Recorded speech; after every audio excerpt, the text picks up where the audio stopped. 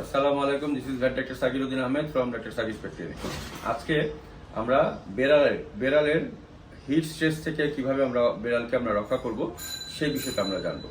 এই যে আপনারা জানেন এখন একটা হিট ওয়েভ চলছে এবং এটা মানুষের জন্য যেমন কষ্টকর, বেড়ালের জন্য অবশ্যই কষ্টকর, কারণ এরা ফারি অ্যানিমেল, এদের সারা গায়ে লোম, আমাদের শুধু মাথায় লোম কিন্তু ওদের সারা গায়ে লোম। সুতরাং তাদেরকে এই হিট যে ওয়াভ চলছে এই সময়টাতে ওদেরকে একটা ওয়েল ভেন্টিলেটেড প্লেসে রাখতে হবে।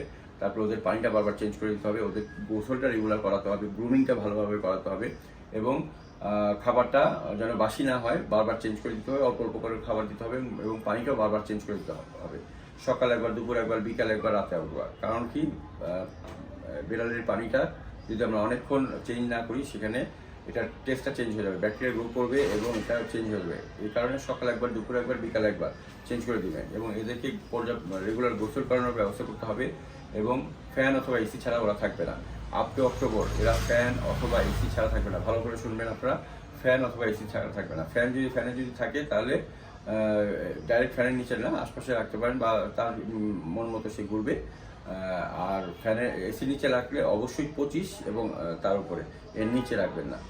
তো এই গরমের সময় বিড়ালকে খাবারটা খুব সিলেক্টিভ দিতে হবে, অতিরিক্ত খাবার দেওয়া যাবে না। ফুড রেশনিংটা এই গরমের সময় একটু আপনারা করবেন, কারণ কি এই সময়টাতে অতিরিক্ত খেলে তখন মানে বেশি মেটাবলিজমের সাথে সাথে হিট স্ট্রেসের থেকে হিট স্ট্রোক হয়ে যেতে পারে। সুতরাং এই সময়টাতে তাদেরকে অবশ্যই ঠান্ডা পরিবেশে রাখবেন। আর যদি দেখা যায় যে তারা খুব বেশি প্যান্টিং করছে, জিহ্বাটা এরকম করছে, তাহলে অবশ্যই নিকটস্থ ভেটেরিনারির কাছে নিয়ে যেতে পারেন।